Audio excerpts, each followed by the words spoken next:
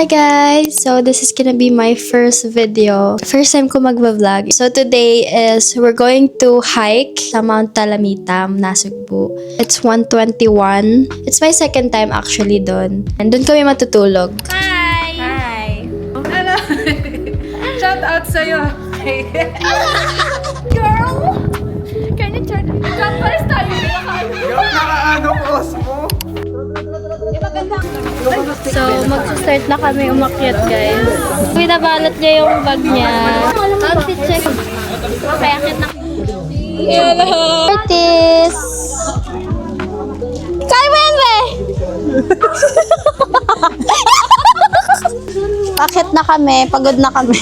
Pagod na ako. This is my first vlog. How do you feel? Iyak ko nung kanta yun. Parang may two outfits siya, be. Pero kasi po, kaya di ganito.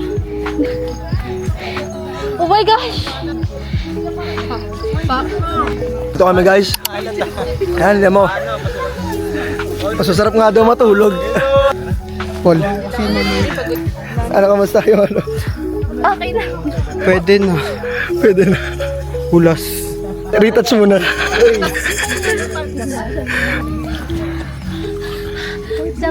Kanan.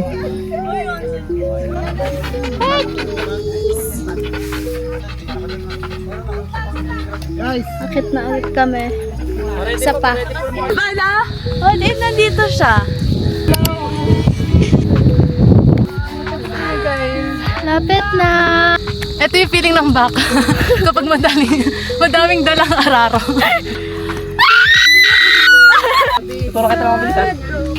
Kilala maganda sa vlog. Uhaw na ako sa pagmamahal niya!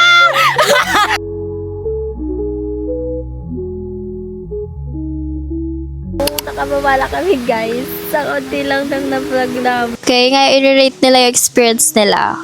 4/10. Kasi binagyo kami sa Tuos. 7. First time ko yung nakakapagod, nakakanginig ng hita. Grabe.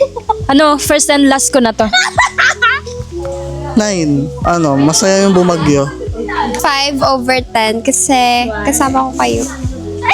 Ayun daw. 3/10. Ganun. Kasi hindi ako nagdala. Hindi ka prepared. Hindi ako prepared. Kubo, 9/10. Lifesaver siya. Sobrang comfortable nung position ko kanina. May mga guest lang kaya hindi perfect din. Kaya 9.1.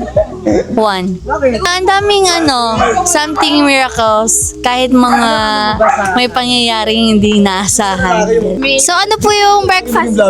Handmade egg sandwich. 2 out of 10. The experience is not the usual experience you will experience here. This is the true church. 10 out of 10. May dala ba namang pagmamahal? Ibop eh. 6 out of 10. Next time kami na lang. Next time, Out sa mga katen ko, mga papapuet.